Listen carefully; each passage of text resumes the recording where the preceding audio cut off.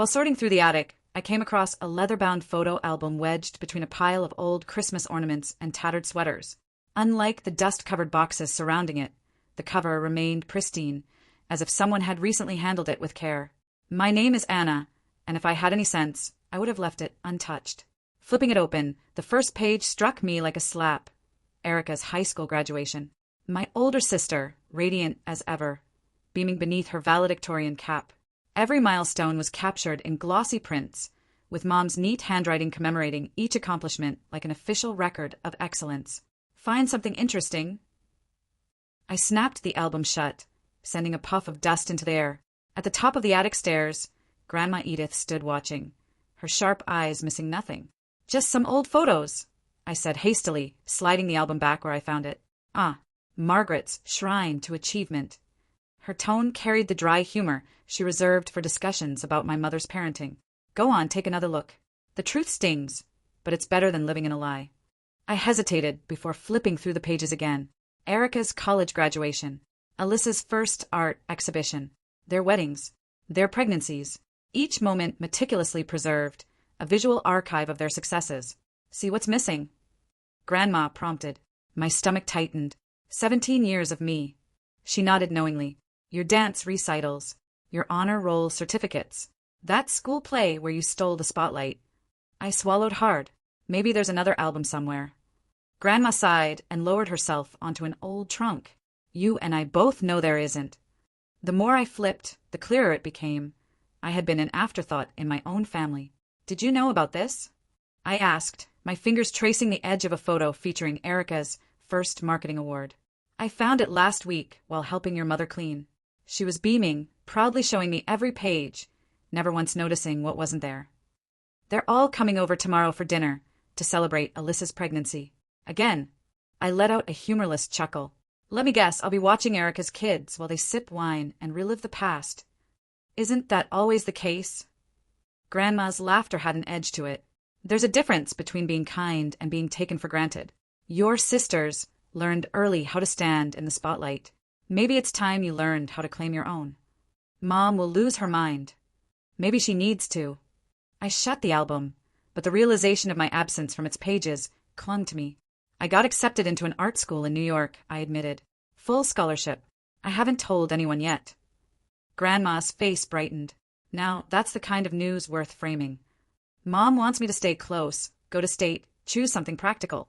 She's already arranged for me to intern at Erica's company. And what do you want? The question hung in the air. Downstairs, I could hear Mom bustling in the kitchen, likely mapping out tomorrow's dinner, already counting on me to juggle the kids, clear the dishes, and handle all the unnoticed tasks that made their lives smoother. I took a steady breath. I want to be the main character in my own life. Grandma gave a slow, approving nod. Then it's time you start creating moments worth remembering. I tucked the album back into its hiding place, but something inside me had shifted. Tomorrow, they would expect the same Anna, the ever-dependable, ever-overlooked one. But they had no idea that I had just rewritten the narrative. Will you be at dinner tomorrow? I asked Grandma.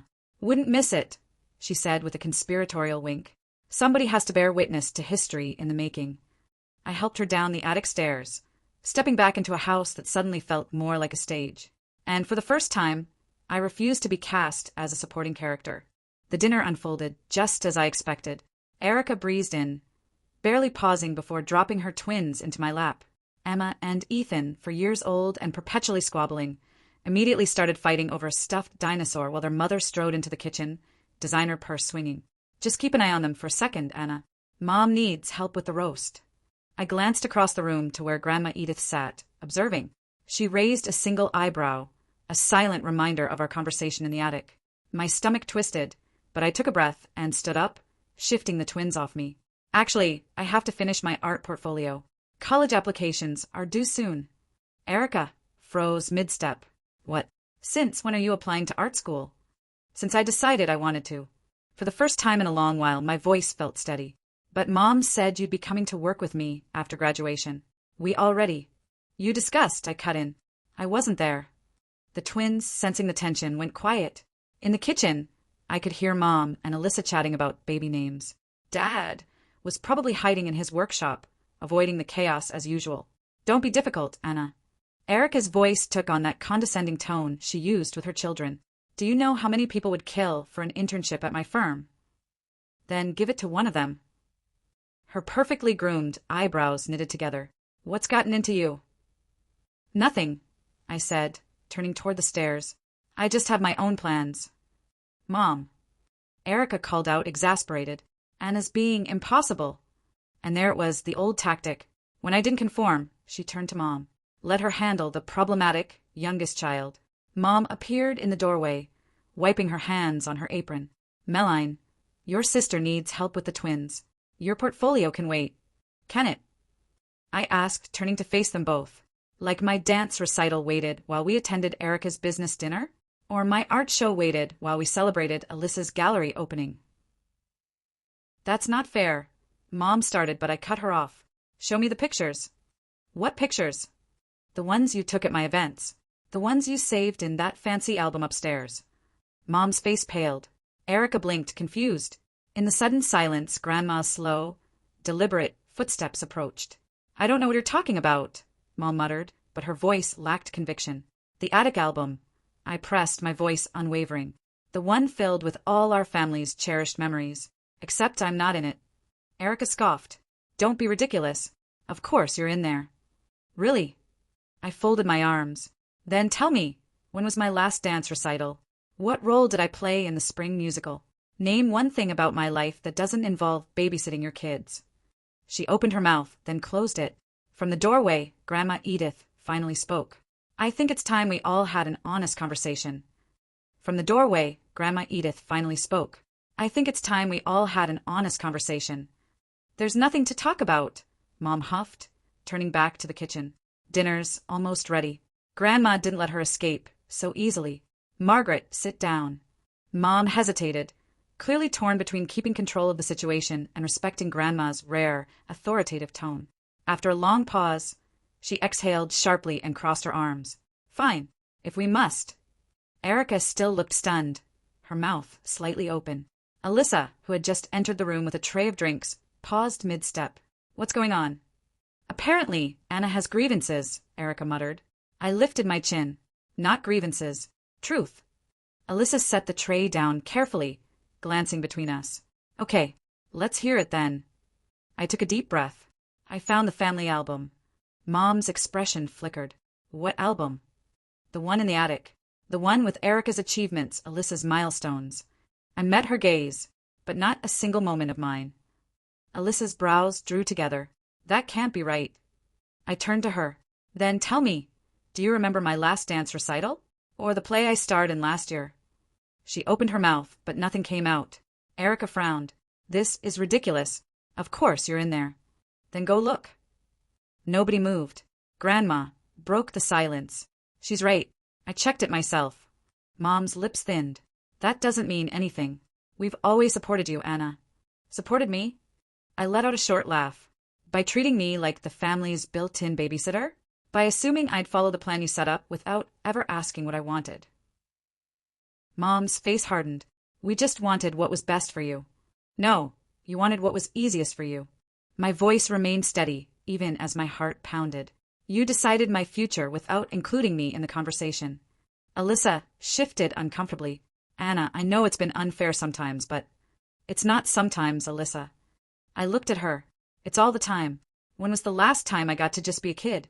When was the last time I wasn't someone's convenient extra set of hands? Erica sighed, rubbing her temples. This is all so dramatic. If you had a problem, why didn't you say something earlier? Grandma clicked her tongue, because she knew she'd be dismissed just like that. Mom's frustration boiled over. So what do you want, Anna? An apology? Fine. I'm sorry if you feel overlooked. But we are family and family makes sacrifices. Yes, Mom, I said calmly. But why am I the only one making them? She fell silent. Grandma leaned back in her chair, folding her hands. So what happens now, Anna? I took a breath, steadying myself. I'm going to New York. Mom flinched. Anna. No, I cut her off, voice firm. I got a full scholarship. I've already accepted. I leave in the fall. Erica gaped at me. You're serious? Yes. Alyssa looked torn, glancing toward Mom, who had gone pale. But what about? I don't need anything from you. I said before she could finish. Not permission. Not financial help. Nothing. Mom shook her head, gripping the counter like she needed the support. You're making a mistake. Maybe, but it's mine to make.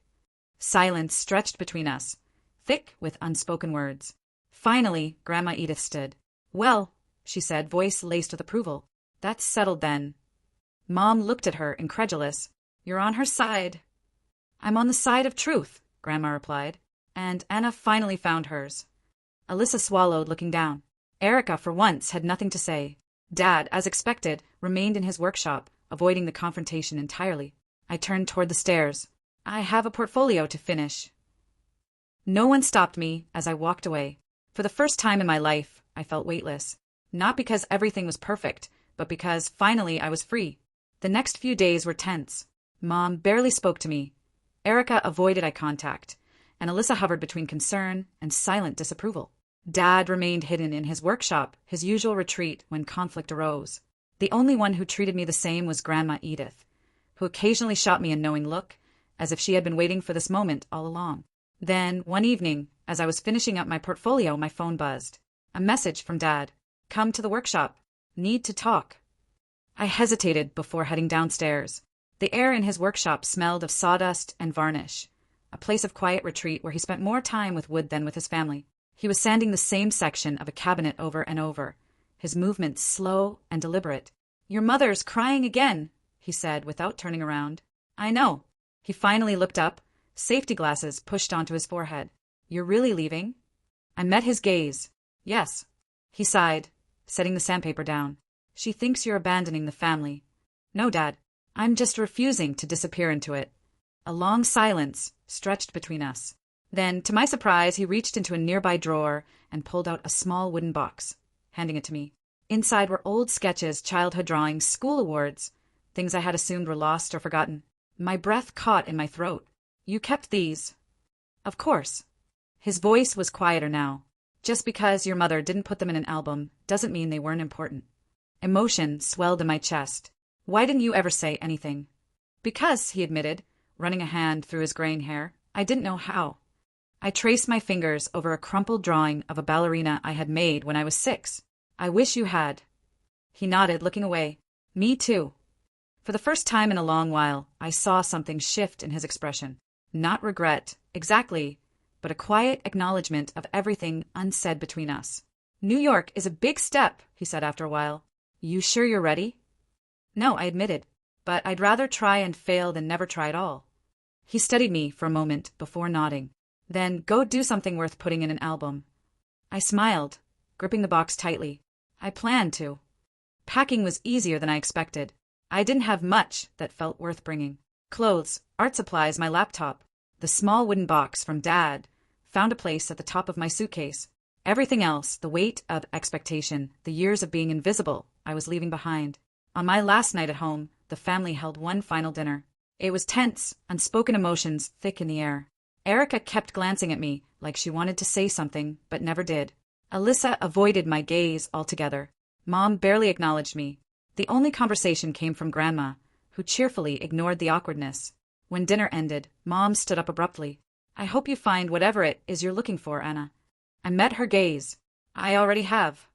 She pressed her lips together, but said nothing else before walking away. The morning of my departure, only Grandma and Dad came to see me off. Erica and Alyssa stayed inside. Mom didn't come out at all. Grandma gave me a tight hug. Go make something beautiful, sweetheart. Dad, ever the man of few words, simply squeezed my shoulder and handed me an envelope. For when you need it, he said.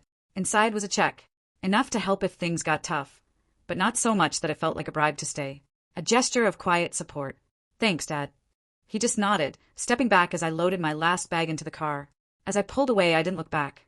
Not because I was angry, but because, for the first time, I was looking forward. New York was everything I had hoped for. Loud, chaotic, alive. For the first time in my life, I was surrounded by people who saw me, who valued what I created. I worked harder than I ever had, pouring myself into my art, finding my own place in the world.